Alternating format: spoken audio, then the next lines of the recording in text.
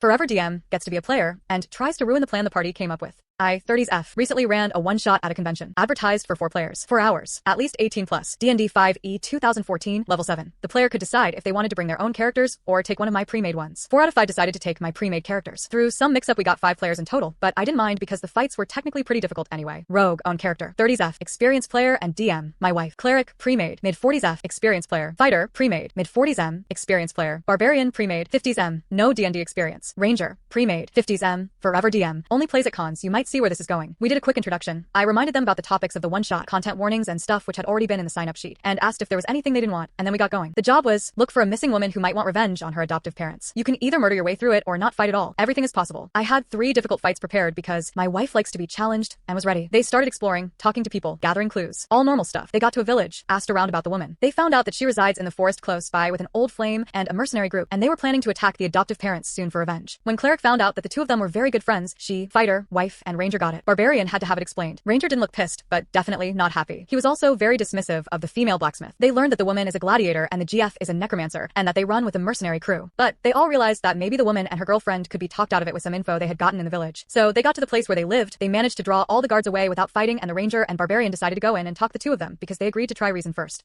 Now, why did the Ranger and the Barbarian go in? I don't know, that was their choice. Cleric and fighter stay outside to watch the dozen fresh graves. My wife climbs into the trees to keep watch for the returning guards. And then the Ranger starts talking. He tells the 2 of them that they got them surrounded, that they are more than them, smarter, more powerful, etc. The whole shebang. He starts rolling for deception checks, and I remind him that I didn't ask him to roll yet, but he just keeps going. I let him talk just a little bit. The Barbarian is ready for a fight. The fighter and Cleric are shocked and just staring at the Ranger. My wife is starting to give me the look. I ask the others if they want to do anything. The Cleric looks at me and goes, I am so shocked. I don't understand why our Ranger is doing this. The fighter goes, yeah, we didn't agree to this. I prepare for the gladiator and necromancer to attack the group because they don't believe what the Ranger is saying when my wife intercepts. She asks if she can climb down and butt into the negotiations. Seeing how unhappy 3 of 5 players are with a change of plans, if you want to call it that, I allow her to enter the conversation before a fight can break out. She starts talking and uses the info they had gotten in the village, which, yes, was supposed to be enough to talk them down, and they reunited the family, etc. Cleric, fighter, and my wife were happy with the outcome. The Barbarian was obviously unhappy because he didn't get to fight but the Ranger. The Ranger started complaining about the other 3 undermining his great plan to do something. He couldn't really explain what the plan was, or the end goal. Take over the mercenaries? Run them off. Hate crime them because they were lesbians? But the others definitely ruined his plan. Yes, and why didn't they just trust him? He knew what he was doing? It's not a horrible horror story, but I'll never forget the way Cleric and Fighter just stared at Ranger, absolutely flabbergasted at him, just doing whatever he wanted instead of sticking with what they decided. Since it was a convention one-shot and they were strangers, and it happened towards the end of the session, I was happy to let him face the consequences of his actions, and fighting and killing them was always an option, but damn. When we biked home afterwards, my wife kept turning around to me while on the road going, I mean, what? TLDR. Convention one-shot with strangers got majorly derailed by a forever DM player who thought he could ruin the plan the party came up with.